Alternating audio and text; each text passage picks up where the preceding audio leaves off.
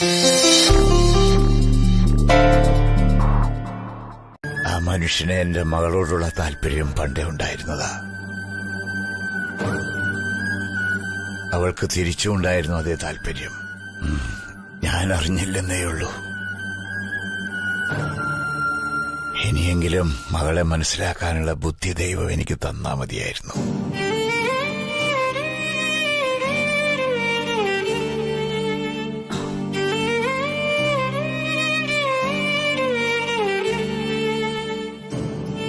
ശ്രീടച്ച, നിങ്ങൾ ഇങ്ങനെ ഇരിക്കുന്ന കാണുമ്പോ പേടിയാവുന്നു ഞങ്ങൾക്ക്. നമ്മുടെ മോളൊരു പാവമാണ്. അവൾ ഒരു തെറ്റും ചെയ്തിട്ടില്ല ഇതുവരെ. അവൾ അച്ഛനോട് ഇതിനെപ്പറ്റി പറയാൻ പല പ്രാവശ്യം ശ്രമിച്ചതാണ്. ഞാനാണ് പറയണ്ടെന്ന് അവളെ വിലക്കിയത്. തെറ്റ് എന്റെ ഭാഗത്താ. അല്ല, ഇവിടെ ഇപ്പൊ തെറ്റുകാരൻ ഞാനാണെന്നാണ് ഞാൻ തിരിച്ചറിയുന്നത്. നിങ്ങൾ അമ്മയ്ക്കും മകൾക്കും ഇടയിൽ യാതൊരു രഹസ്യവുമില്ല. അത് മനസ്സിലാക്കാതെ പൊട്ടനായി പോയത് ഞാനാ.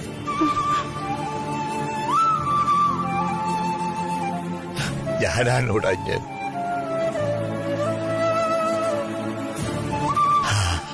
സ്വന്തം വീട്ടിൽ ഇത്രയും നാളും ഒരന്യനെ പോലെ ജീവിച്ചിരുന്ന വിഡ്ഢിയായിരുന്നു ഞാൻ.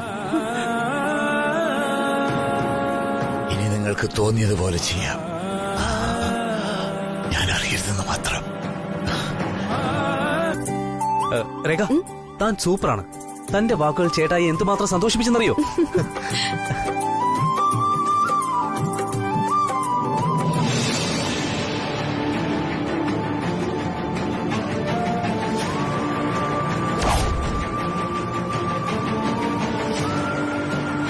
രേഖ ഒന്നും മനസ്സിൽ കാണാതെ ചെയ്യില്ല രഘു. ബ്രദർ ഇൻ ലോയുടെ സന്തോഷമൊന്നും അല്ല എനിക്ക് പ്രധാനം, നമ്മുടെ സന്തോഷം.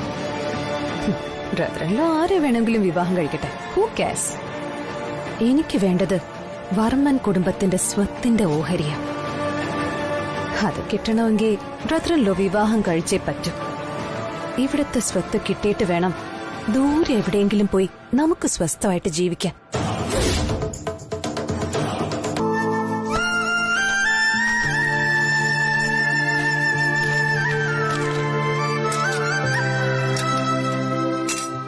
എനിക്ക് പോണം.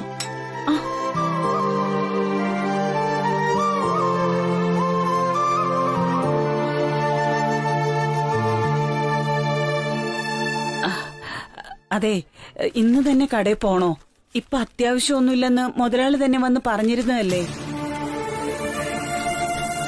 സത്യം പറഞ്ഞ നിങ്ങളിപ്പോ വീട്ടിൽ ആരോടും നേരെ സംസാരിക്കുന്നുമില്ല. ആരോഗ്യം ശരിയല്ല. അപ്പൊ പിന്നെ നിങ്ങളെ ഒറ്റയ്ക്ക് കടയിലേക്ക് അയക്കാനേ എനിക്ക് പേടിയാ. അതുമല്ല, സഹദേവ മുതലാളി പറഞ്ഞനുസരിച്ച് ശരീരത്തിന് സുഖമില്ല എങ്കിൽ ജോലി ചെയ്യാതിരിക്കാം, ശരിയാണ്. പക്ഷെ മനസ്സിനാണ് വയ്യാതാവുന്നതെങ്കിലോ? മനുഷ്യൻ വെറുതെ ഇരുന്ന പലതും ചിന്തിക്കും. ഇവിടെ ഇപ്പൊ ചിന്തിക്കാൻ പറ്റിയ കാര്യങ്ങളൊന്നുമല്ല നടന്നു കഴിഞ്ഞത്. അതൊക്കെ ആലോചിക്കുമ്പോ അന്ന് ഹാർട്ടിന് അസുഖം വന്നപ്പോ തീർന്നു കിട്ടിയാൽ മതിയായിരുന്നെന്നാ ഇപ്പൊ ഞാൻ ആലോചിക്കുന്നത്. ശ്രീടച്ചൻ എന്തൊക്കെയാ പറയുന്നത്? വെറുതെ വായി തോന്നിയ സംസാരിക്കല്ലേ. ഞാൻ സംസാരിക്കുന്നില്ലെന്നല്ലേ നീ പറഞ്ഞത്? ഇപ്പൊ സംസാരിച്ചപ്പോ വായിൽ തോന്നിയതായി. എന്ന് വെച്ച് ഇങ്ങനെയൊക്കെ പറയാമോ? ഇതൊരു മാതിരി ഒന്നെങ്കിൽ ആശാന്റെ നെഞ്ചത്ത്, അല്ലെങ്കിൽ കളരിക്ക് നീ വെറുതെ കളരിയും കരോട്ടയൊന്നും കൂട്ടുപിടിക്കണ്ട. ഞാൻ നേരെ കടയിൽ പോയിരുന്ന ഇതൊന്നും ചിന്തിക്കാൻ പറയാൻ വേണ്ടല്ലോ. കഴിഞ്ഞില്ലേ കാര്യം?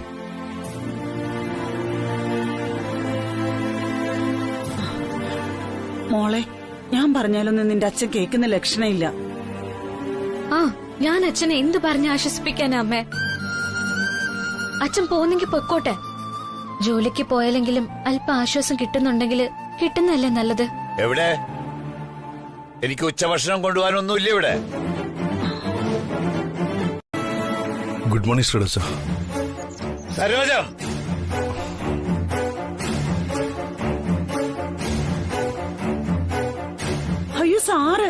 സാറെന്താ പുറത്തു നിന്ന് കളഞ്ഞത്? അകത്തേക്കിരിക്കാം സാർ, അകത്തേക്കിരിക്കാം. സരോജം, ഞാൻ പോകുന്നു. ഇന്നിനി ലേറ്റ് ആയിട്ടേ വരൂ. വാതിലടച്ചേക്കണം. അന്യരാരും ഒന്ന് കേറണ്ട.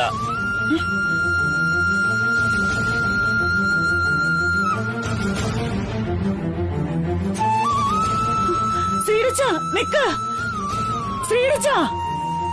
ശ്രീരച്ച നിക്കാൻ.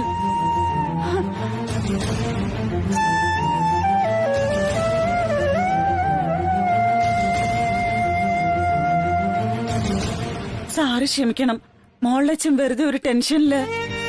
അദ്ദേഹത്തിന്റെ കയ്യിൽ ഒരു തെറ്റുമില്ല സരോജാമ്മ.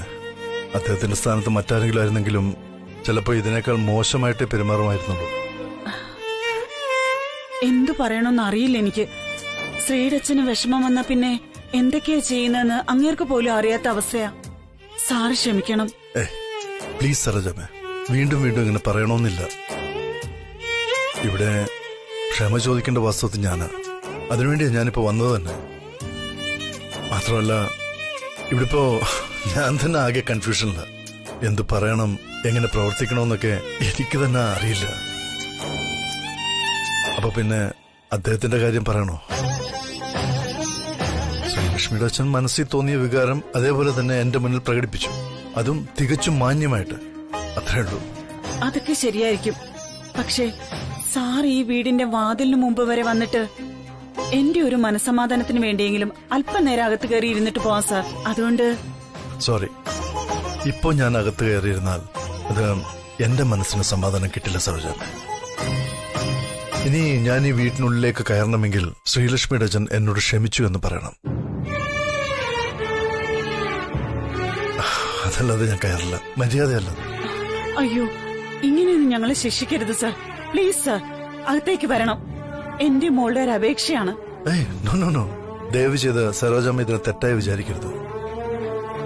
ഇത് എന്റെ വാശിയല്ല, ഉറച്ച തീരുമാനമാണ്. ഏതായാലും ഈ സമ്മാനം സരോജമ്മ അകത്ത് വെച്ചേക്കണം. ഉടനെ തന്നെ എല്ലാം ശരിയാകുമെന്നാണ് ഞാൻ വിശ്വസിക്കുന്നത്.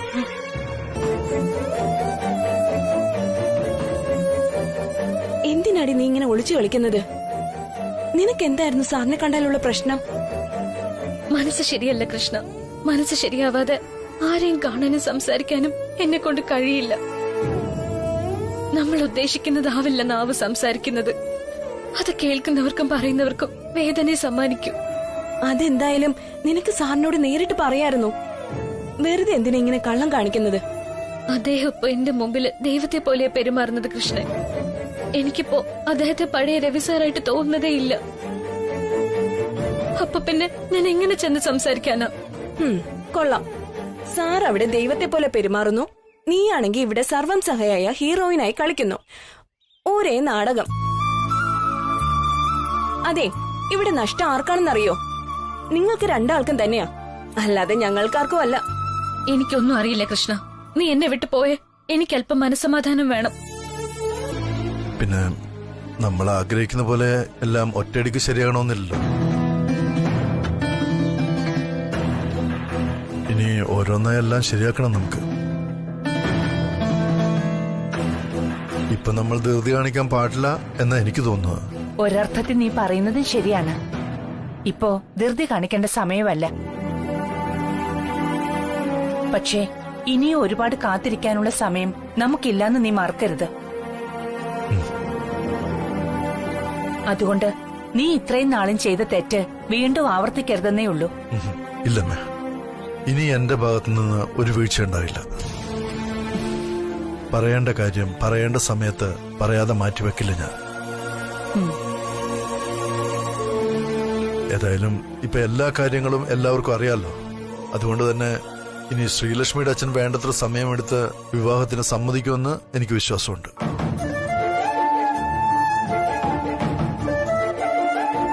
ആ വിശ്വാസം നടക്കൂല്ലോ എന്ന് നമുക്ക് നോക്കാം. അതേ ഇപ്പൊ പറ്റൂ. നിനക്കെന്താ ചെവി കേട്ടൂടെ? നിന്റെ ഈ ഫോണിൽ കുറെ നേരമായിട്ട് ബെല്ലടി കേട്ടു, പലവട്ടം. ആരാ നോക്ക്.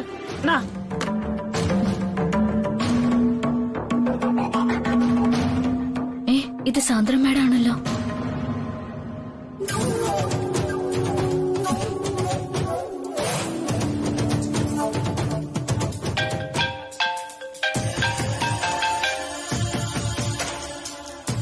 ഹലോ ശ്രീലക്ഷ്മി.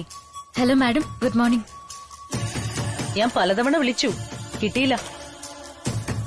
ഓഫീസിൽ നിന്നും വേറെ ആരും തന്നെ വിളിക്കുന്നതിന് മുൻപ് ഞാൻ തന്നെ വിളിക്കാമെന്ന് കരുതിയതാ. How are you Sreelakshmi? എല്ലാം ഓക്കെ അല്ലേ? ഓക്കെയാണ് മാഡം, താങ്ക്സ്.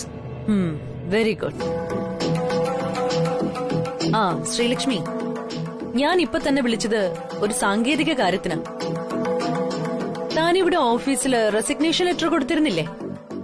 അത് വാലിഡ് അല്ല. താൻ അതില് സൈൻ ചെയ്യാത്തതുകൊണ്ടാ.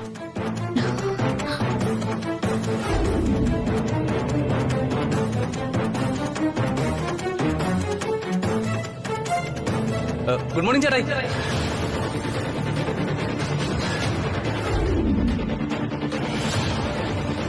അതുകൊണ്ട് തന്നെ തിരികെ ഓഫീസിലേക്ക് വിളിക്കാനാണ് ഞാനിപ്പോ ഫോൺ ചെയ്തത് മുഴുവൻ. You very lucky Sreelakshmi. ഞാൻ തന്നെ തിരികെ വിളിക്കാനുള്ള ഭാഗ്യം ലഭിച്ചില്ലേ? Okay madam, thank you very much. അവൾ എത്ര ലക്കിയാണെന്നല്ല, ഞാൻ എത്ര അൺലക്കിയാണെന്നാ ജീവിതം എന്നെ പഠിപ്പിച്ചുകൊണ്ടിരിക്കുന്നത്. ആരിവിടുന്ന് പോണോന്ന് ആഗ്രഹിച്ചോ ആ ആളിനെ ഞാൻ തന്നെ മടക്കി വിളിക്കേണ്ടി വന്നു. ഇതെനിക്ക് സാറേൽപ്പിച്ച ശിക്ഷാ ഡ്യൂട്ടിയാ.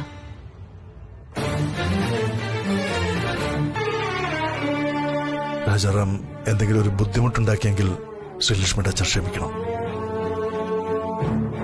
സത്യം പറഞ്ഞാൽ അയാൾ ഇങ്ങനെയൊക്കെ ചെയ്യുമെന്ന് ഞാൻ കരുതിയില്ല. ഇതിന് ഞാൻ എന്ത് ന്യായം പറഞ്ഞാലും എത്ര ക്ഷമ ചോദിച്ചാലും അവൻ ചെയ്തത് വലിയ തെറ്റ് തന്നെയാണ്. താങ്കളുടെ അന്തസ്സിനും അഭിമാനത്തിനും അവൻ മുറിവേൽപ്പിച്ചു. ദയവേത് ക്ഷമിക്കണം. I am very very sorry. ഇനിയും ക്ഷമ പറഞ്ഞ് എന്നെ ബുദ്ധിമുട്ടിക്കരുത് സാർ, പ്ലീസ്. എന്റെ മകൾ നന്നായി പഠിച്ച് നല്ലൊരു ജോലി വാങ്ങണമെന്നായിരുന്നു എന്റെ ഏറ്റവും വലിയ ആഗ്രഹം.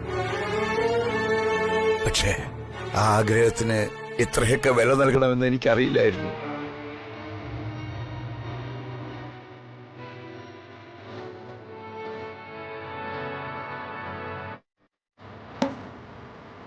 അന്ന് സാർ ആ കോളേജിൽ പോയില്ലായിരുന്നെങ്കിൽ, അല്ലെങ്കിൽ എൻ്റെ മകൾ ആ കോളേജിൽ ഇല്ലായിരുന്നെങ്കിൽ ഇങ്ങനെയൊന്നും സംഭവിക്കില്ലായിരുന്നു.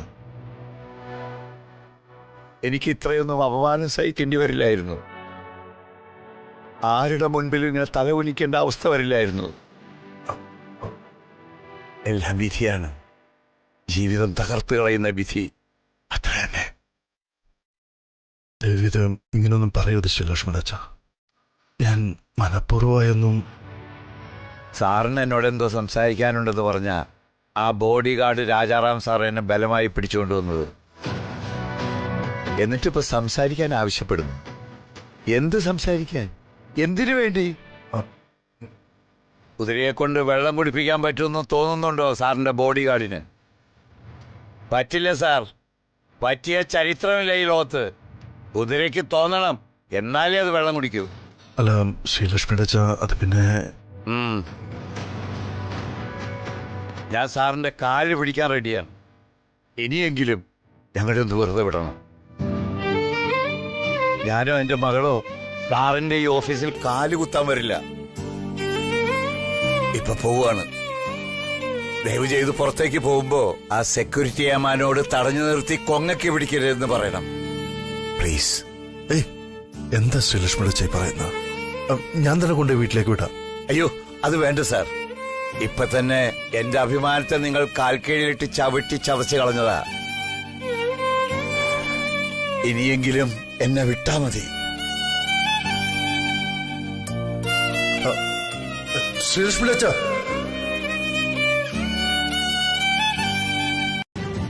നിനക്ക് എന്തിന്റെ അസുഖടാ? എന്തിനാ നീ ഫോൺ സ്വിച്ച് ഓഫ് ചെയ്തത്? അവളോട് പിന്നെ സംസാരിക്കാം. ആദ്യം നീ എന്നോട് സംസാരിക്ക. അത് കഴിഞ്ഞ് മതി ശൃംഗാരം. രാജാറാം, ഇവിടെ തർക്കത്തിന്റെയും വഴക്കിന്റെയും ഒന്നും കാര്യമില്ല. നിനക്ക് നിന്റെ മനസ്സാക്ഷിയെ സാക്ഷി നിർത്തി നിന്റെ നെഞ്ചിൽ തൊട്ട് പറയാൻ പറ്റുമോ നീ ചെയ്തത് ശരിയാണെന്ന്? ശരിയാണ്.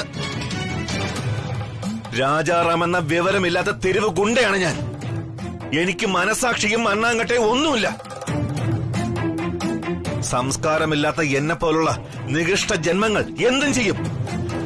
താങ്കളെ പോലുള്ള ഉയർന്ന മനുഷ്യാത്മാക്കൾക്ക് അത് മനസ്സിലാകാത്തത് കൊണ്ടാ. നീ എന്താ പരിഹസിക്കാണോ? അതെ, പരിഹാസം തന്നെ. നമ്മൾ ശരികൾ മാത്രമാണ് ചെയ്തിരുന്നതെങ്കിൽ ഇന്ന് നീയും ഇങ്ങനെ ആകുമായിരുന്നില്ല, ഞാനും ഇങ്ങനെ ആകുമായിരുന്നില്ല.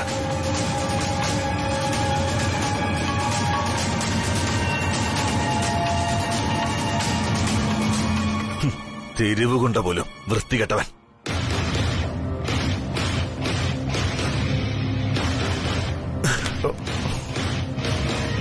എടാ, നീ ഇന്നിവിടെ ഈ തല ഉയർത്തി നിൽക്കുന്നതേ ഈ ഞാൻ കാരണമാ.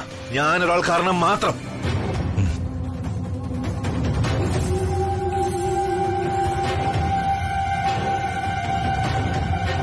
നീ ഒരു നിമിഷം ആലോചിച്ചു നോക്ക്, ഒരു നിമിഷം. പണ്ടൊരു വെളുപ്പംകാലത്ത് നീ ഈ തെരുവ് കൊണ്ടേ കണ്ടില്ലായിരുന്നെങ്കിൽ നിന്റെയും എന്റെയും ജീവിതം വേറെന്തൊക്കെയോ ആകുമായിരുന്നു. ആ ഒരൊറ്റ കാര്യം ഓർത്താ മതി ഈ തെരുവ് കൊണ്ടയുടെ വില മനസ്സിലാക്കാൻ. പഴയതൊന്നും നീ എന്നെ ഓർമ്മപ്പെടുത്തേണ്ട രാജാറാം. ഞാൻ നിന്നെ തെരുവ് കൊണ്ട എന്ന് വിളിച്ചതാണ് നിന്നെ മുറിവേൽപ്പിച്ചതെന്ന് എനിക്കിപ്പോ മനസ്സിലായി. ദേഷ്യം വന്ന് തലക്ക് പിടിച്ചപ്പോ ഞാൻ അങ്ങനെ പറഞ്ഞു എന്നുള്ളത് സത്യമാണ്, നിഷേധിക്കുന്നില്ല. പക്ഷേ നീ ശ്രീലക്ഷ്മിയുടെ അച്ഛനോട് കാണിച്ചത് തെറ്റ് തന്നെയാണ്. ന്യായീകരിക്കരുത് നീ. നിരപരാധിയായ ആ മനുഷ്യൻ, ഒരു ഹാർട്ട് സർജറി കഴിഞ്ഞ ആ മനുഷ്യൻ കണ്ണീരോടെ തലകുനിച്ച് നിൽക്കുന്നത് കാണാൻ എന്നെ കൊണ്ടാകില്ല. പിടിച്ചു വലിച്ചു കൊണ്ടുവന്നത് വഴി നീ അദ്ദേഹത്തിന്റെ അന്തസ്സിനും അഭിമാനത്തിനും പ്രായത്തിനും വില കൽപ്പിച്ചില്ല രാജാറാം. അവിടെയാണ് എനിക്കെന്റെ ടമ്പർ നഷ്ടപ്പെട്ടത്. ഹലോ മാഡം, എന്തുണ്ട് വിശേഷങ്ങള്? പ്രത്യേകിച്ചൊന്നുമില്ല. ചേട്ടൻ ചായ കുടിച്ചായിരുന്നോ? കുടിച്ചു മാഡം. സുഖല്ലേ? അതെ മാഡം, സുഖമാണ്. ചേട്ടൻ ഫ്രീ ആണെങ്കിൽ എന്നെ ഒന്ന് പുത്തൻകോയിൽ തെരുവ് വരെ കൊണ്ടുപോകാൻ പറ്റുമോ? പുത്തൻകോയിൽ തെരുവോ? അവിടെ എന്തിനാ മാഡം? രാജാറാം സാറിന്റെ വീട്ടില്. ചേട്ടൻ സാറിനെ ഇടയ്ക്കിടയ്ക്ക് വീട്ടിൽ കൊണ്ട് വിടാറില്ലേ? സാറിന്റെ വണ്ടി സർവീസിന് കൊടുക്കുമ്പോഴൊക്കെ. വിടാറുണ്ട് മാഡം. പ്ലീസ് ശ്രീജിത്തേട്ടാ, ഇന്നിപ്പോ എന്നെ അവിടെ നിന്ന് ഡ്രോപ്പ് ചെയ്യോ? എനിക്ക് സാറിനോട് വളരെ ഇമ്പോർട്ടന്റ് ആയിട്ടുള്ള ഒരു കാര്യം പറയാനുണ്ട്. ഞാൻ സാന്ദ്ര മാഡത്തിനോട് പറഞ്ഞോളാം ഏട്ടൻ എന്നെ അങ്ങോട്ടൊന്ന് കൊണ്ടുപോയതാണെന്ന്. ഇപ്പൊ ഒന്ന് അതുവരെ ആക്കി തരുമോ പ്ലീസ്? ശരി മാഡം, വരൂ.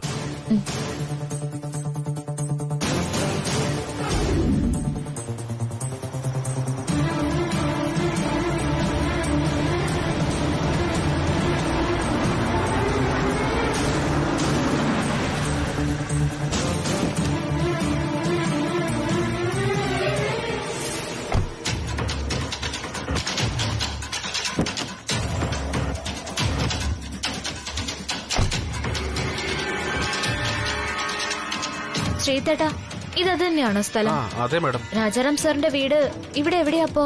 സോറി, വീട് കറക്റ്റ് അറിയില്ല മാഡം. ഞാൻ ഇടയ്ക്കിടയ്ക്ക് സാറിനെ ഇവിടെ കൊണ്ട് വിട്ടിട്ടുണ്ട്. ഈ സ്ഥലമേ അറിയാവൂ, വീടറിയില്ല. പക്ഷെ ഈ സ്ഥലം കണ്ടിട്ട് രാജാറാം സാർ ഇവിടെ താമസിക്കാനുള്ള സാധ്യത ഇല്ലല്ലോ. ഇവിടെ ഉള്ളതൊക്കെ കൊച്ചു കൊച്ചു വീടുകളല്ലേ? ഞങ്ങളുടെ നീരേറ്റ് കോളനിയേക്കാൾ കുറച്ചുകൂടി വലിയൊരു കോളനി, അത്രേ ഉള്ളൂ. അതൊന്നും എനിക്കറിയില്ല മാഡം. ഇവിടെ ഈ സ്ഥലത്ത് വരുമ്പോ സാറ് വണ്ടി നിർത്താൻ പറയും. വണ്ടിയിൽ നിന്ന് ഇറങ്ങിക്കഴിഞ്ഞാ സാറ് പിന്നീട് എങ്ങോട്ടാണ് പോകുന്നതെന്ന് എനിക്കറിയില്ല മാഡം. അതെന്താ അങ്ങനെ? ചേട്ടൻ കള്ളം പറയുന്നൊന്നല്ലല്ലോ? ഏയ്, ഞാൻ എന്തിനു കള്ളം പറയണം? സത്യം പറഞ്ഞ രാജാറാം സാർ അല്ലായിരുന്നെങ്കിൽ സാറ് നമ്മളെ വീട്ടിൽ വരാൻ പറഞ്ഞ് ഒരു ചായയെങ്കിലും ഓഫർ ചെയ്യായിരുന്നു. ഇതിപ്പോ സാറിന്റെ സ്വഭാവം എനിക്ക് അറിയാന്നുള്ളതുകൊണ്ട് ഞാനൊന്നും മിണ്ടാനും പോവാറില്ല, അത്ര തന്നെ. ശരി ശരി, ഞാൻ ചേട്ടനൊരു ട്രീറ്റ് തരുന്നുണ്ട്. തൽക്കാലം ചേട്ടൻ ഇവിടെ നിക്ക്, ഞാനൊന്ന് അങ്ങോട്ടൊക്കെ പോയൊന്ന് അന്വേഷിച്ചിട്ട് വരാം. ശരി. ശ്രീലക്ഷ്മി,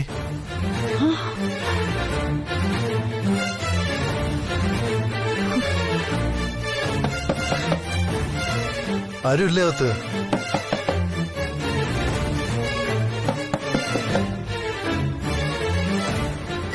ആരുമില്ലേ? ഞാൻ രവിചന്ദ്രവർമ്മനാണ്. രവി സാറ്,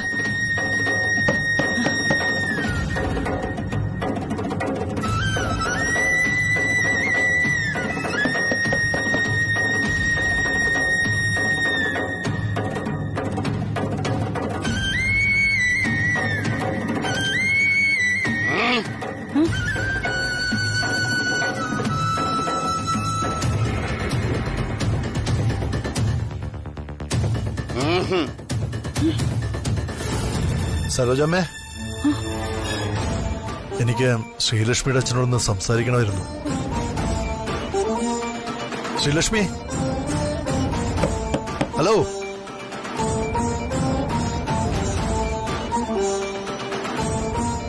ദയവ് ചെയ്ത് വാതിൽ തുറക്കൂ. ഹലോ സരോജാമ്മേ, ആരും ഇല്ല ഇവിടെ?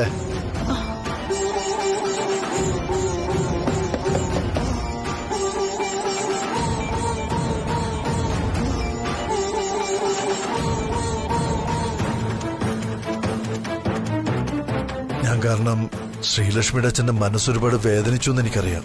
അതിന് ക്ഷമ ചോദിക്കാനാണ് ഞാൻ വന്നത്.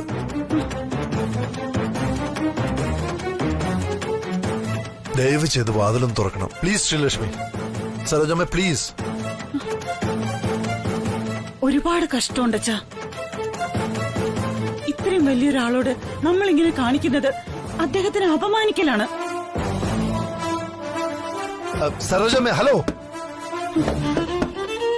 അതെ, ശ്രീലക്ഷ്മിയുടെ അച്ഛൻ എന്നോട് ക്ഷമിച്ചു എന്ന് പറഞ്ഞാലും ഞാൻ ഇവിടുന്ന് പോവും. അദ്ദേഹത്തിനോട് ഒന്ന് വാതിൽ തുറക്കാൻ പറയൂ പ്ലീസ്. ഹലോ, തുറക്കാൻ പറയൂ പ്ലീസ്. പ്ലീസ്. സാർ കേൾക്കുന്നുണ്ട് സാർ, കേൾക്കുന്നുണ്ട്. ദയവ് ചെയ്ത് സാർ പൊയ്ക്കോളൂ സാർ. സാറിനെ ഇങ്ങനെ വാതിലിന് മുന്നിൽ നിർത്തിയ ദൈവം പോലും ഞങ്ങളോട് പൊറുക്കില്ല. ഇപ്പൊ വാതില് തുറക്കാൻ പറ്റാത്തത് കൊണ്ടാ. പൊയ്ക്കോളൂ സാർ. സാർ ഇനി ഇവിടെ നിൽക്കരുത്. ദയവ് ചെയ്ത് ഞാൻ പറയുന്നൊന്ന് മനസ്സിലാക്കൂ സാർ, പ്ലീസ് സാർ. മോൾ ആരെയാണോ അന്വേഷിക്കുന്നത്? അയാൾ നേരം വെളുക്കുന്നതിന് മുമ്പേ പുറപ്പെട്ടു പോയല്ലേ?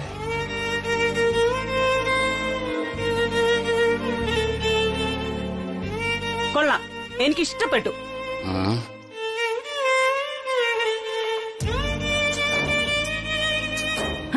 രാത്രി മുഴുവൻ ഒരാൾ വീടിന് പുറത്തു വന്നു നിന്നപ്പോ ഒരക്ഷരം മിണ്ടിയില്ല. ഇപ്പൊ അച്ഛനും മോളും കൂടെ രവി സാറിനെ അന്വേഷിക്കുന്നു അല്ലേ? ഞാനല്ല അന്വേഷിച്ച് നടന്നത്, നിന്റെ മോളാ.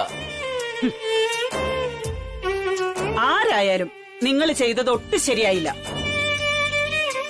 അത്രയും വലിയൊരാളെ ഈ വീടിന് മുമ്പിൽ കാത്തു നിർത്തിയില്ലേ? അത് ശരിയാണെന്ന് തോന്നുന്നുണ്ടോ നിങ്ങക്ക്? അമ്മേ മതി. അച്ഛാ, അച്ഛനൊന്നും ആലോചിച്ച് വിഷമിക്കണ്ട. ഇന്ന് അച്ഛന്റെ ജന്മനാളാ. അച്ഛൻ സന്തോഷത്തോടെ വേണം ഇരിക്കാൻ. ഹാപ്പി ബർത്ത്ഡേ അച്ഛാ.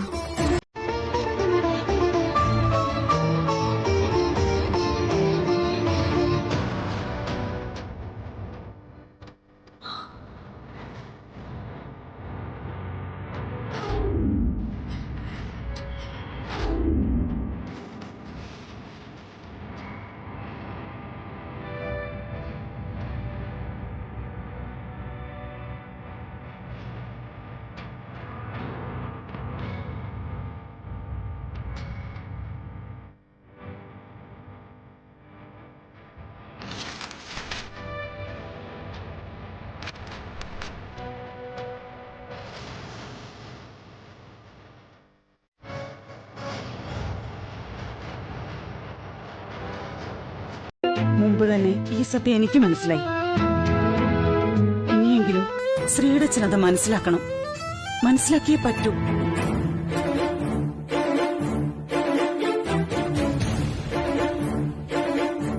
ഇനിയുള്ള തീരുമാനം ശ്രീയുടെ അച്ഛന്റെ കയ്യിലാണ്.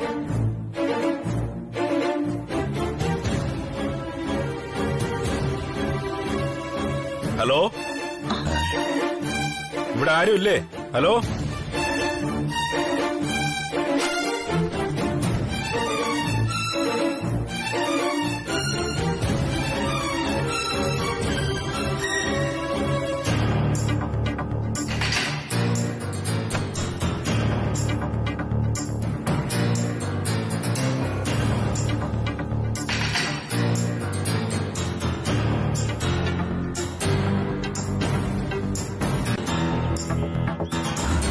മിസ്റ്റർ സുദർശനൻ? അതെ, ആരാണ്?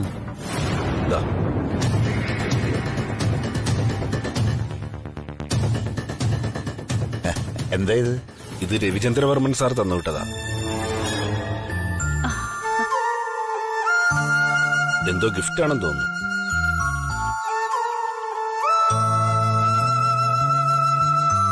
ശരി എന്നാ.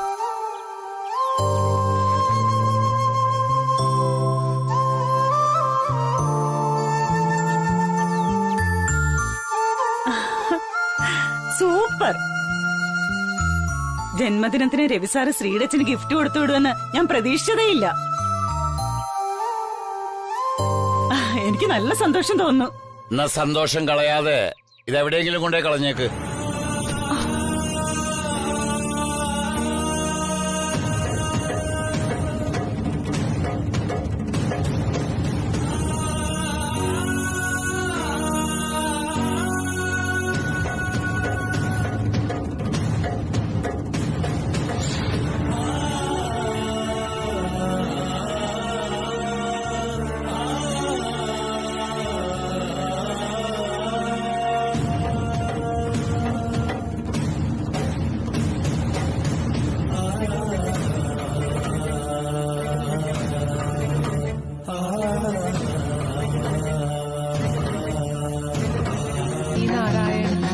ലക്ഷ്മി നാരായണ ഭദ്രേ നാരായണ. മുഖം കണ്ടാൽ അറിയാം ചില തീരുമാനങ്ങൾ എടുത്താണ് മുന്നോട്ടു പോകുന്നതെന്ന്. സത്യം എന്താണെന്ന് കണ്ടെത്തലാണ് ലക്ഷ്യം. ദുഷ്കരമായ ജോലിയാണത്. മനോധൈര്യം ഒരുപാട് വേണം. ഏതായാലും മുന്നോട്ട് വെച്ച കാലിനെ പിന്തിരിപ്പിക്കണ്ട നീ.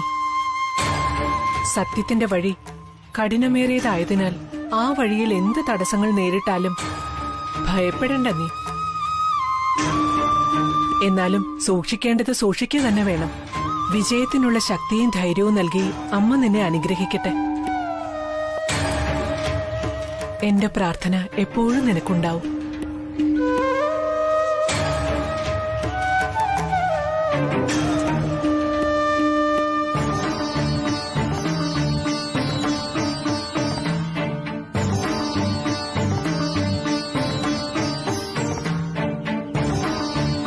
ഇനി കണ്ണുനീർ പൊഴിക്കാനാവാത്ത വിധം വരണ്ടതാണ് അവളുടെ കണ്ണുകൾ. ഈ പ്രണയകഥയിൽ ഉടനൊരു വഴിത്തിരിവുണ്ടായേ മതിയാവൂ. അതുണ്ടാക്കേണ്ടത് അവളുടെ മാതാപിതാക്കളിൽ ഒരാളാണ്. അമ്മേ മഹാമായേ, അമ്മേ നാരായണ. മാരേജ് ബ്യൂറോ സൈറ്റിൽ ശ്രീലക്ഷ്മിയുടെ പ്രൊഫൈല് കണ്ട് പ്രൊപ്പോസൽ അയച്ചവരിൽ ഒരാൾ ഞാനാ. രവിക്കു വേണ്ടി.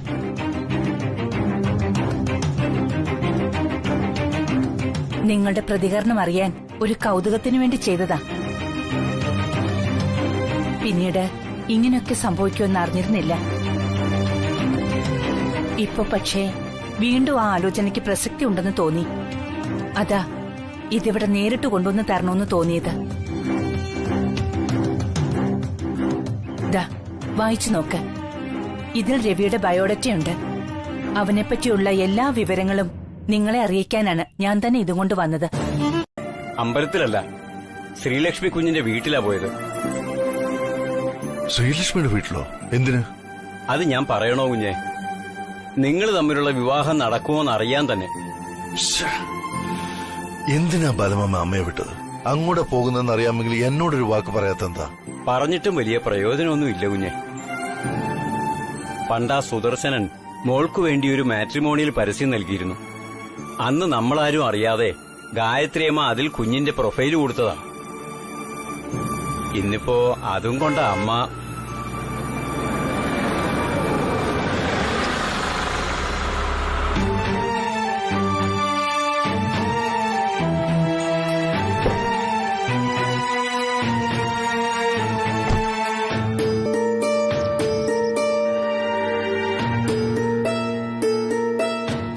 അമ്മ ഇതെവിടെ പോയത്? നീ കാപ്പി കുടിച്ചോ? ഇല്ലെങ്കി വാ, ഞാൻ എടുത്തു തരാം. കാപ്പി കുടിക്കാതെ തന്നെ വയറ് നിറഞ്ഞു. അമ്മ ഈ ചെയ്തത് ഒട്ടും ശരിയായില്ല. ശ്രീലക്ഷ്മിയുടെ അച്ഛനൊരു പ്രത്യേക സ്വഭാവക്കാരന്. അമ്മ അവിടെ ചെന്നിട്ട് അപമാനം പിടിച്ചു വാങ്ങേണ്ട കാര്യമില്ലായിരുന്നു. എന്നെ ആരും അപമാനിച്ചില്ല. ആ മനുഷ്യൻ അത്ര വിവരദോഷിയാണെന്ന് ഞാൻ വിചാരിക്കുന്നുമില്ല. സ്വന്തം മക്കളുടെ കാര്യം വരുമ്പോ ഏതൊരാളും അല്പം സ്വാർത്ഥരാകും. അത് ക്ഷമിക്കാവുന്ന തെറ്റു മാത്രമാണ്.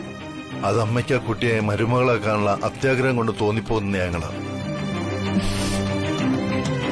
എനിക്കറിയാവുന്നിടത്തോളം അതിന് നിനക്ക് സുദർശനെ കുറിച്ച് എന്താണ് അറിയാവുന്നത്? പറ, കേൾക്കട്ടെ ഞാൻ. നിനക്കറിയാവുന്നത് ശ്രീലക്ഷ്മിയാണ് രവി. സുദർശനെ അറിയണമെങ്കിൽ നീ ഒരച്ഛനാകണം. പുറം കാഴ്ച കൊണ്ട് മാത്രം ഒരാളെ വിധിക്കരുത്. ഞാൻ വിധിക്കുന്നില്ല അമ്മേ. എന്റെ അനുഭവം വെച്ചിട്ട്. എന്തനുഭവം? അഥവാ ആ മനുഷ്യനിൽ നിന്ന് നിനക്ക് എന്തെങ്കിലും ഒരു തിക്താനുഭവം ഉണ്ടായാൽ അതിന് കാരണക്കാരൻ നീ സ്വയം തന്നെയാണെന്നേ ഞാൻ പറയൂ. ഞാനോ? അതെ. നിങ്ങളെന്താ ഇടയ്ക്കിടയ്ക്ക് പുറത്തു വന്ന് നോക്കുന്നേ? ഇത് 2-3 തവണ ആയല്ലോ. നിനക്കതിന് നഷ്ടമൊന്നുമില്ല. പോയി ഞാൻ പറഞ്ഞ ആ പായസം റെഡിയായി നോക്ക്. മോളിപ്പോ വരും.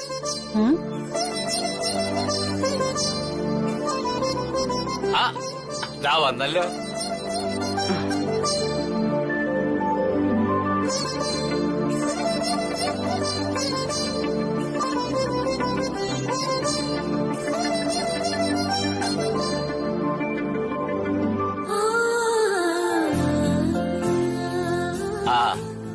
നിന്നോട് ഓഫീസിൽ നിന്ന് നേരത്തെ വരാൻ പറഞ്ഞില്ലേ ഉള്ളൂ. കേക്കൊന്നും വാങ്ങിക്കാൻ പറഞ്ഞില്ലോ ഞാൻ. ആ അത് ശരി. ഞാൻ രണ്ടാളോടും രാവിലെ പറഞ്ഞിട്ടല്ല ഇറങ്ങിയത്. വൈകിട്ട് കേക്ക് കെട്ടിയത് നമുക്ക് അടിച്ചു പൊളിക്കണമെന്ന്. അച്ഛമ്മ, നമുക്ക് കേക്ക് മുറിക്കാം. അവറ്റ ഒരു 5-10 മിനിറ്റ് കൂടെ കഴിഞ്ഞിട്ട് മതി. ഞാൻ കുറച്ചുപേരെ ക്ഷണിച്ചിട്ടുണ്ട്. അവരും കൂടെ വന്നിട്ട് മതി കേക്ക് മുറിക്കലൊക്കെ. ഓഹോ, അത് ശരി. അപ്പൊ രഹസ്യമായ ഏർപ്പാടാണല്ലേ? അതാണ് എന്നെ കൊണ്ട് പായസമൊക്കെ വെപ്പിച്ചത്. അല്ല, ആരാ ഈ വരുന്ന VIP? നിങ്ങളുടെ തുണിക്കടയിലെ മുതലാളിയും ബാബുവാണോ? അവരൊറ്റയ്ക്കാണോ അതോ ഫാമിലി ഉണ്ടോ? കുറെ സ്വീറ്റ്സ് ഒക്കെ വാങ്ങി വെച്ചിരിക്കുന്നോണ്ട് ചോദിച്ചതാ. അതൊക്കെ അവര് വന്നിട്ടേ പറയാൻ പറ്റൂ. മൊത്തം ഫാമിലി ആയിട്ട് വരാനാ ആവശ്യപ്പെട്ടിരിക്കുന്നത്. അപ്പൊ നിങ്ങക്ക് മനസ്സിലാകും ആരാ എന്താന്ന്. അതുവരെ സർപ്രൈസാ. രണ്ടുപേരും അകത്തേക്ക് ചെന്നാട്ടെ. ചെല്ല് ചെല്ല്.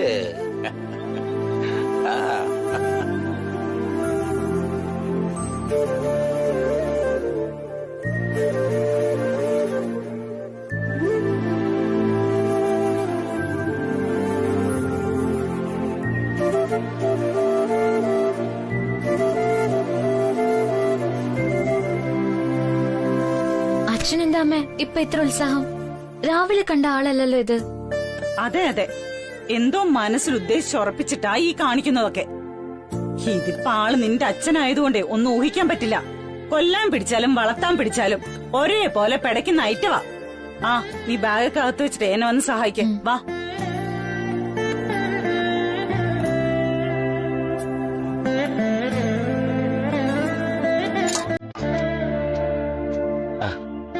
സമയം എത്രയായിട്ട് കാണുന്നില്ല.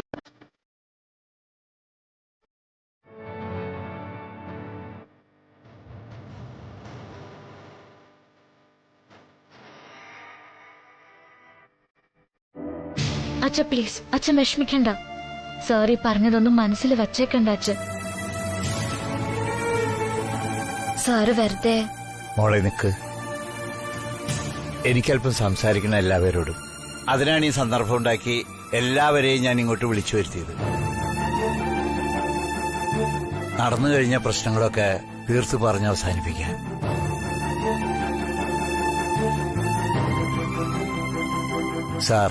സാറിനോട് എന്തും പറയാനുള്ള അവകാശം എനിക്കില്ലെന്ന് നന്നായിട്ടറിയാം.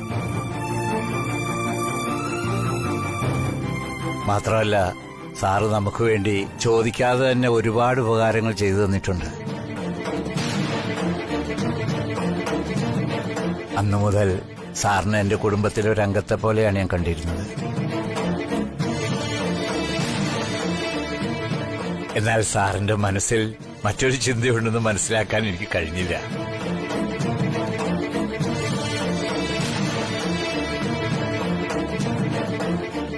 മറ്റൊരു തരത്തിൽ പറഞ്ഞാൽ എന്റെ മോളുടെ മനസ്സ് മനസ്സിലാക്കാൻ കഴിഞ്ഞില്ല എന്നുള്ളതാണ് സത്യം.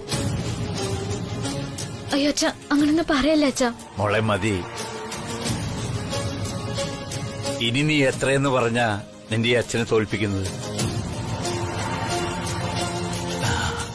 കൺമുന്നിൽ നീയും സാറുമായി നടക്കുന്ന നിഷ്കളങ്കമായ ആത്മബന്ധം തിരിച്ചറിഞ്ഞിട്ട് ഇനിയും ഞാനതിനെ കണ്ടില്ലെന്ന് നടിക്കുന്നത് ഒട്ടും ശരിയല്ല.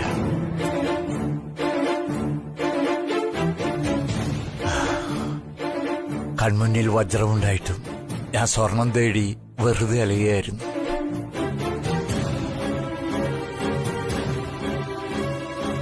അത് വിഡിത്തം. അത് ഞാനിത് തിരിച്ചറിയാണ്. നോക്കൂ, ഞാൻ വിളിച്ചപ്പോ എന്റെ വാക്കിനെ മാനിച്ച് നിങ്ങളെല്ലാവരും ഇവിടെ വന്നു. ഇനി ഞാൻ എന്റെ തീരുമാനം ദാ ഇവിടെ വെച്ച് പറയുകയാണ്.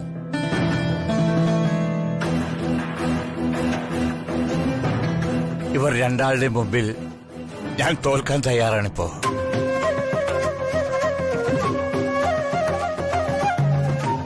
പക്ഷേ ഇവരുടെ പ്രണയം തോക്കാൻ പാടില്ല.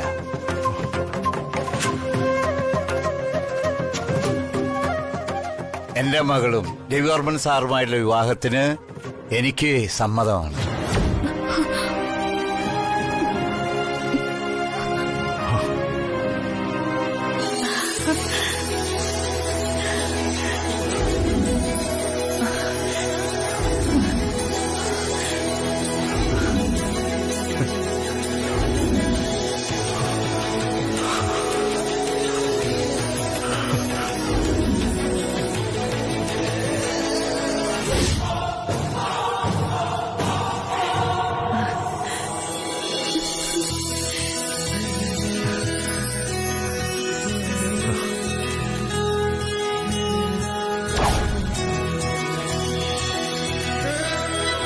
ഇനി ലോകം മുഴുവൻ എതിർത്താലും നിങ്ങളോടൊപ്പം ഞാനും എന്റെ ഭാര്യയും ഉണ്ടാവും ആശീർവദിക്കാൻ.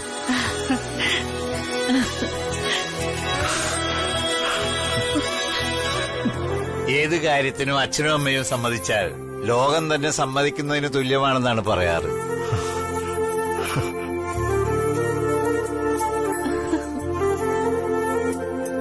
നമ്മുടെ ഈ ചെറിയ ലോകത്തെ സാർ ഏറ്റെടുത്തോളൂ സാർ. എനിക്ക് സമ്മതമാണ് മോളെ അങ്ങേക്ക് തരാൻ.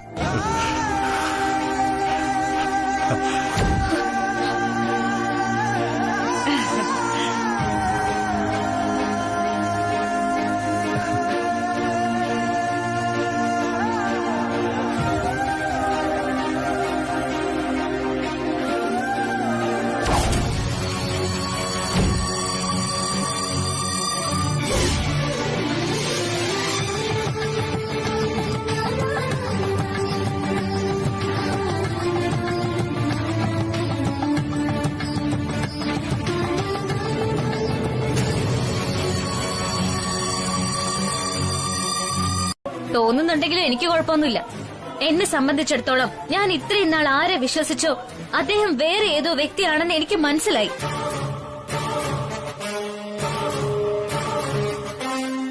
സത്യത്തിൽ ആ വ്യക്തിയെക്കുറിച്ച് എനിക്ക് ഒന്നും അറിയില്ല. അപ്പൊ പിന്നെ ഇദ്ദേഹത്തെ ഞാൻ എങ്ങനെ വിവാഹം കഴിക്കും? നിങ്ങൾ തന്നെ അതിന് ഉത്തരം പറയേ.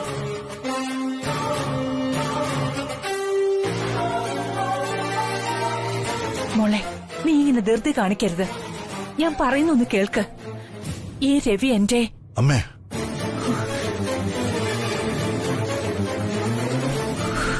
അച്ഛൻ കണ്ടോ, ഇപ്പോഴും അദ്ദേഹം അതിനെപ്പറ്റി പറയാൻ മടിക്കുന്നു, അമ്മയെ വിലക്കുന്നു. അപ്പോ ആളെന്തോ ഒളിപ്പിച്ചു വെക്കല്ലേ? അച്ഛൻ തന്നെ പറയേ.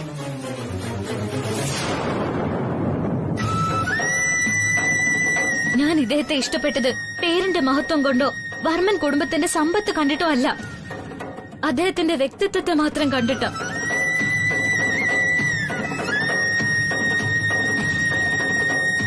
എന്നാലിപ്പോ അതും പൊള്ളയാണെന്ന് എനിക്ക് മനസ്സിലായി. അതാ സംഭവിച്ചത്.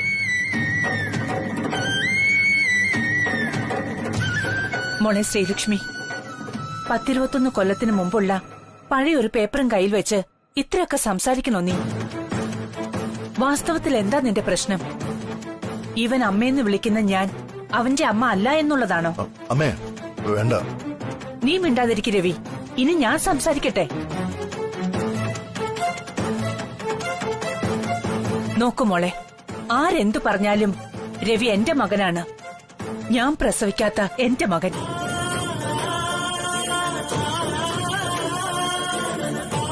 അല്ലെങ്കിൽ ആരാ ഇതൊക്കെ ചോദിക്കാനും പറയാനും? പ്രസവിച്ചാൽ മാത്രമേ മകനാകൂ? കൃഷ്ണൻ യശോദയ്ക്ക് ആരാണെന്ന് പറയൂ നിങ്ങൾ. എനിക്കും രവി അങ്ങനെയാ. ഞാൻ അവന്റെ അമ്മയാണ്. ഇവനെ ദത്തെടുത്ത് വളർത്തിയ അമ്മ.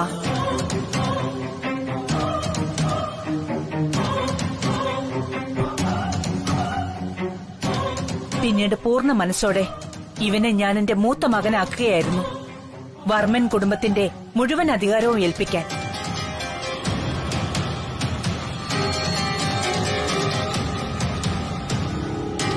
ദത്തുപുത്രനോ? അതെ, എന്താ കുഴപ്പം? എത്രയോ പേർ കുട്ടികളെ ദത്തെടുത്ത് വളർത്തുന്നു. അതൊരു കുറ്റകൃത്യമൊന്നും അല്ലല്ലോ ഈ രാജ്യത്ത്.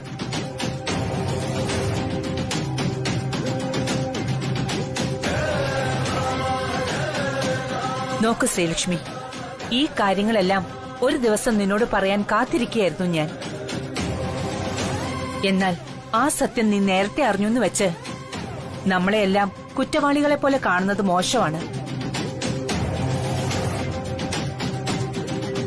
എപ്പോഴും വാക്കുകളും ആരോപണങ്ങളും ആലോചിച്ചു മാത്രം പറഞ്ഞില്ലെങ്കിൽ ഭാവിയിൽ അതേക്കുറിച്ചോർത്ത് ദുഃഖിക്കേണ്ടി വരും മനുഷ്യന്. സോറി അമ്മേ, സത്യം പറഞ്ഞാൽ ആവശ്യമില്ലാത്ത കാര്യങ്ങൾ കേൾക്കാൻ എനിക്കും വലിയ താല്പര്യമുള്ളതല്ല. എനിക്ക് പറയാൻ ഒരു പോയിന്റേ ഉള്ളൂ. ഈ ലോകത്തിന്റെ മുൻപിൽ തന്റെ യഥാർത്ഥ വ്യക്തിത്വത്തെ ഒളിപ്പിച്ചു വെച്ച് ജീവിക്കുന്ന ഒരാളെ എനിക്ക് സ്വീകരിക്കാൻ ബുദ്ധിമുട്ടുണ്ട്.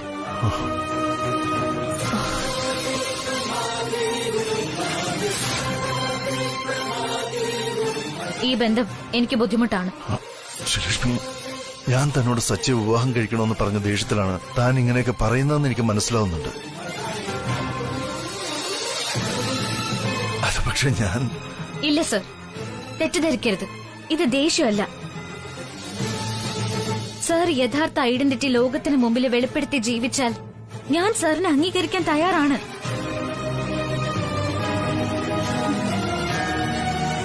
എനിക്കൊരു വ്യാജ ഭർത്താവിനെ വേണ്ട.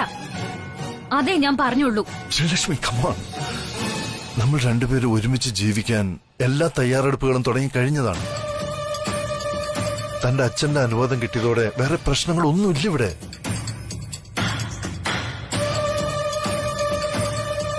ഈ ഒരു അവസരത്തിൽ വീണ്ടും നമ്മൾ അകറ്റി നിർത്തുന്ന രീതിയിലുള്ള വാക്കുകൾ താൻ സംസാരിക്കരുത്, പ്ലീസ്. അതെ, മറ്റുള്ളവരെ തോൽപ്പിക്കാൻ വേണ്ടി നമ്മൾ സംസാരിക്കരുത് മോളെ. ആ രാജാറാമില്ലേ, അയാളുടെ ആൾക്കാരനെ പിടിച്ചോണ്ട് പോയി ഒരു ദയയില്ലാതെ തല്ലുകയായിരുന്നു. അയ്യോ, അതിനു വേണ്ടി തല്ലു വാങ്ങാൻ ചേട്ടൻ എന്ത് തെറ്റാ ചെയ്തേ?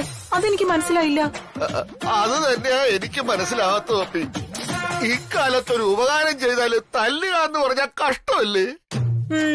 ഉപകാരം ചെയ്യുന്ന ഒരാള് ചേട്ടൻ എന്തെങ്കിലും പണി ഒപ്പിച്ചു കാണും, അല്ലാതെ ആരും വെറുതെ കയറി തല്ലൂലല്ലോ. അപ്പുറത്തെ ആ പെണ്ണും രവിവർമ്മൻ സാറും തമ്മിലുള്ള കല്യാണം മുടങ്ങാതിരിക്കാൻ അഡ്വാൻസ് ആയിട്ട് തല്ലുവാണെന്ന ആ മൊട്ട രാജാറാം പറഞ്ഞത്. അല്ല പപ്പി, നീ വല്ലതും അറിഞ്ഞായിരുന്നോ? അവരാ കല്യാണം വല്ലതും ഉറപ്പിച്ചോ ആ സുദർശൻ? എനിക്കറിഞ്ഞൂടാ. ആ രവിവർമ്മനും അമ്മയും അനിയനും അയാളുടെ ഭാര്യയും ഒക്കെ വന്നിട്ട് പോകുന്നത് കണ്ടു. ഞാനൊന്നും അന്വേഷിക്കാൻ പോയില്ല. ഇനിയിപ്പോ ഞാൻ ചെന്ന് എന്തെങ്കിലും ചോദിച്ചിട്ട് വേണം ആ സരോജൻ ചേച്ചി എന്റെ നേരെ ചാടിക്കടിക്കാൻ വരാൻ. അല്ലെങ്കിലേ ഒരു കല്യാണം മുടങ്ങിയതിന്റെ ദേഷ്യത്തിലിരിക്കുക അവര് മൊത്തം. എന്ത് ദേഷ്യമാണെങ്കിലും നീ നോക്കിക്കോ പപ്പി. എനിക്ക് ഈ തല്ല് മേടിച്ചു തന്നതിന് ഞാൻ അവരോട് എണ്ണി എണ്ണി പകരം ചോദിച്ചിരിക്കും. എന്റെ പുതിയ കളിയെ അവരിനി കാണാൻ പോകുന്നതേ ഉള്ളൂ. അയ്യോ എന്റെ ചേട്ടാ, ഇനിയെങ്കിലും ഇതൊക്കെ ഒന്ന് നിർത്തി മര്യാദയ്ക്ക് ജീവിച്ചൂടെ ചേട്ടന്? അവരൊക്കെ വലിയ വലിയ ബന്ധങ്ങളുള്ളവരാ, നമ്മളെ കൊണ്ട് കൂട്ടിയാ കൂടൂല. എന്ന് വെച്ചാൽ എങ്ങനെ നിർത്താൻ പറ്റൂടി? എനിക്ക് കിട്ടിയ അപമാനത്തിന് പകരം ചോദിക്കാതെ. മതി, ദയവ് ചെയ്തൊന്ന് നിർത്ത്. ആരോടോ വേദം ഓതിയിട്ട് കാര്യമില്ലെന്നാ ഒരു പഴമൊഴി. ഞാൻ പോയി വെള്ളം കുഴമ്പൊക്കെ എടുത്തിട്ട് വരാം. പെട്ടെന്ന് എഴുന്നേറ്റ് ചൂട് പിടിക്കാൻ നോക്ക്. കൃഷ്ണ വരാറായി. അവള് വന്നാ ഇത് എന്താ ഏതാന്നൊക്കെ കാര്യം അന്വേഷിക്കും. വെറുതെ പിള്ളാരെ മുമ്പേ കൂടി ഇനി നാണം കെടാൻ നിക്കണ്ട.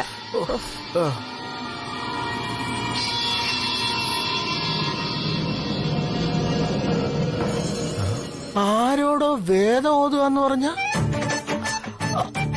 അപ്പൊ അവളെന്നെ പോത്തെന്നല്ലേ വിളിച്ചത്? പപ്പി ഞാൻ വരുന്നു.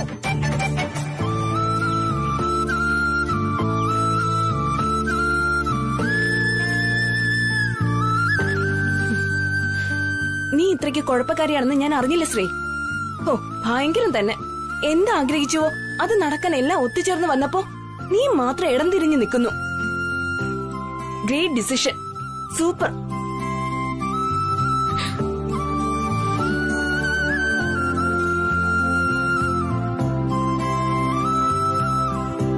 സത്യം പറഞ്ഞോ, നിനക്ക് ചുറ്റുമുള്ള ഒരു പിടി മനുഷ്യരുടെ മുഖത്തേക്ക് നീ കൈവീശി അടിച്ചതുപോലെ എനിക്ക് തോന്നുന്നത്. സുദർശൻ ഞങ്ങളുടെ മനസ്സ് എത്രമാത്രം വിഷമിച്ചു കാണുമെന്ന് നിനക്ക് ഊഹിക്കാൻ പറ്റുമോ? രവിവർമ്മൻ സാർ നിന്നിൽ നിന്നും ഒരിക്കലും ഇത് പ്രതീക്ഷിച്ചിട്ടുണ്ടാവില്ല. ഇതൊക്കെ സത്യത്തിൽ നിന്റെ തന്നെ മനസ്സിൽ നിന്ന് വന്ന വാക്കുകളാണോന്നാ എനിക്കിപ്പോ സംശയം. എന്നാൽ സംശയിക്കണ്ട, ഇതിൽ നിന്നും ആരുടെയൊക്കെ മനസ്സ് വേദനിക്കുന്ന എനിക്ക് നന്നായിട്ടറിയാം. അറിഞ്ഞിട്ടും ഞാൻ അങ്ങനെയൊക്കെ സംസാരിച്ചുവെങ്കിൽ അതിനൊരു കാരണം കാണുമെന്ന് നീ മനസ്സിലാക്കണം.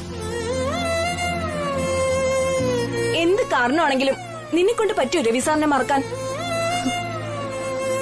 എനിക്കിതൊന്നും സങ്കല്പിക്കാൻ പറ്റുന്നില്ല ശ്രീ.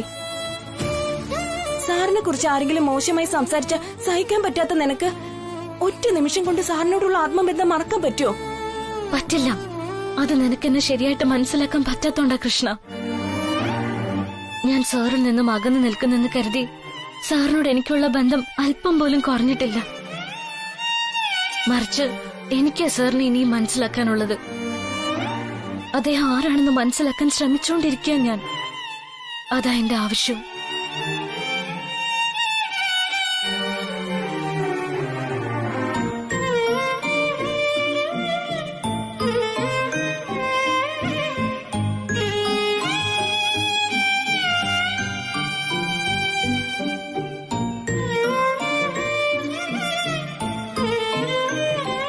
പക്ഷെ ഒരാളെ മനസ്സിലാക്കണമെങ്കിൽ നമ്മൾ അവരുടെ അരികിൽ തന്നെ ഉണ്ടായിരിക്കണം ശ്രീ. ഒരാളെ അകറ്റി നിർത്തിയ എങ്ങനെ അയാളെ മനസ്സിലാക്കാൻ പറ്റും നമുക്ക്? ഒരു വസ്തുവിനെ നമ്മൾ കൂടുതൽ അടുത്ത് വെച്ച് നോക്കിയാൽ അവ്യക്തമായി കാണാൻ പറ്റൂ കൃഷ്ണ. അതിനെ കൃത്യമായി കണ്ടു മനസ്സിലാക്കണമെങ്കിൽ അല്പം ദൂരെ നിന്ന് തന്നെ